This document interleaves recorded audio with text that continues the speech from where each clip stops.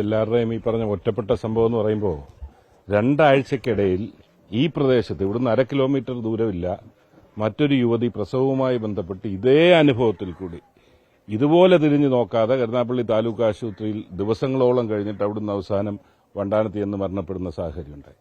അതിന്റെ തനിയാവർത്തനമാണ്. നമുക്ക് കേൾക്കുമ്പോൾ രക്തം തിളക്കിയല്ലേ. അറ്റൻഡർ മുതൽ ഡോക്ടർ വരെ അവർ സമീപിച്ചവരൊക്കെ പരമപുച്ഛത്തോടുകൂടി നിസ്സംഗതയോടുകൂടി മരണപ്രാളത്തിൽ കഴിയുന്ന ഒരു രോഗിയുടെ അവസ്ഥയെക്കുറിച്ച് നിസ്സംഗതയോടുകൂടി കാണുന്ന ഒരു ആരോഗ്യ സംവിധാനം. ഒരു കാര്യം പറയാതിരിക്കാൻ നിവൃത്തിയില്ല.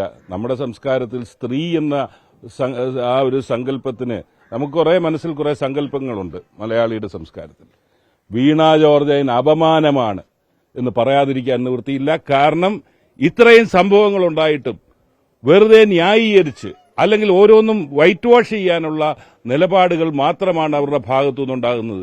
ഒരു നിമിഷം ബാക്കി എല്ലാവർക്കും യഥാർത്ഥത്തിൽ അദ്ദേഹത്തിന്റെ അവസാനത്തെ മരണമൊഴി ആയിട്ട് അദ്ദേഹത്തിന്റെ ആ സുഹൃത്തിനയച്ച വോയിസ് ക്ലിപ്പ് മരണമൊഴിയായി കണക്കിലെടുത്തുകൊണ്ട് വീണ ജോർജ് അടക്കമുള്ളവർ പ്രതിസ്ഥാനത്ത് വരേണ്ടതാണ്. അവർ ഇനി ഈ കാര്യത്തിൽ ഒളിച്ചോടി അല്ലെങ്കിൽ ഏതെങ്കിലും ഒരു റിപ്പോർട്ട് തേടി പോകാമെന്ന് വിചാരിക്കേണ്ട. ഇത് അനുവദിക്കത്തില്ല കേരളത്തിൽ എന്ന് പ്രഖ്യാപിക്കാൻ തന്നെ ഞങ്ങൾ ആഗ്രഹിക്കുകയാണ്. ജില്ലാ ആശുപത്രിയിലേക്ക് കൊണ്ടുവരുമ്പോൾ അടിയന്തരമായി ഉണ്ടെങ്കിൽ മാത്രമേ അവിടെ ആൻജിയോഗ്രാം ചെയ്യാൻ കഴിയില്ല. നേരത്തെ മുൻകൂട്ടി രജിസ്റ്റർ ചെയ്യണമെന്നാണ് പറയുന്നത്. അവിടെ ഉപകരണമടക്കം ഉണ്ട്, പക്ഷേ ഒരു ടെക്നിക്കൽ കാര്യങ്ങൾ പറഞ്ഞാണ് ആൻജിയോഗ്രാം അവിടെ ചെയ്യാതെ പോയത്. എത്രയോ കാലമായിട്ട് ജില്ലാ ആശുപത്രിയിൽ ചെല്ലുന്നവരെ ഇങ്ങനെ പറഞ്ഞുവിട്ടുകൊണ്ടിരിക്കുക. ഉപകരണങ്ങളില്ല, യാതൊരു സംവിധാനവും ഇല്ല, ഗവൺമെന്റ് പണം കൊടുക്കുന്നില്ല. നമ്മൾ തന്നെ നേരത്തെ പറഞ്ഞതാണ്, ജില്ലാ ആശുപത്രി ഇപ്പോൾ ഒരു പോസ്റ്റ് ഓഫീസിന്റെ ജോലിയാണ്. അവിടെ വരുന്നവരെ നേരെ ബാക്കിയുള്ളിടത്തേക്ക് പറഞ്ഞു വിടുന്നു. എന്തേലും നിവൃത്തിയുള്ളവർ ഏതെങ്കിലും സ്വകാര്യ ആശുപത്രിയിലേക്ക് പോകുന്നു.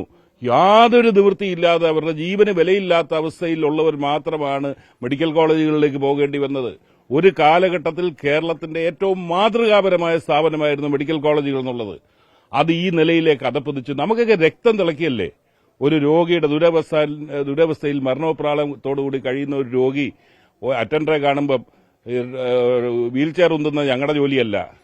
അത് കഴിഞ്ഞ് നഴ്സിനെ കാണുമ്പം നിങ്ങൾ പോയി മരുന്ന് വാങ്ങിച്ചുകൊണ്ട് ഓരോന്നും നമുക്കങ്ങനെ രക്തം തിളയ്ക്കുന്ന അനുഭവമല്ലേ ഉണ്ടായത്. ഇതാണോ കേരളത്തിന്റെ ആരോഗ്യ സംവിധാനം? ഇതിന് ഉത്തരവാദി ഈ ഗവൺമെന്റ് തന്നെയാണ്. ഇതിൽ രാഷ്ട്രീയം കലർത്തുന്നതല്ല. ആവർത്തിച്ച് അതാണ് ഞാൻ പറഞ്ഞത്, 2 ആഴ്ചയായില്ല ഇവിടെ മറ്റൊരു മരണം നടന്നിട്ട് ആവർത്തിച്ച് ഇതുണ്ടാകുന്നു. ഞാൻ ഈ സംഭവം അറിയുമ്പോൾ കോഴിക്കോട്ടുള്ള ഒരു അനുഭവം ഒരാൾ പറഞ്ഞു. കോഴിക്കോട്ട് ആൻജിയോഗ്രാം ചെയ്യുന്നില്ല.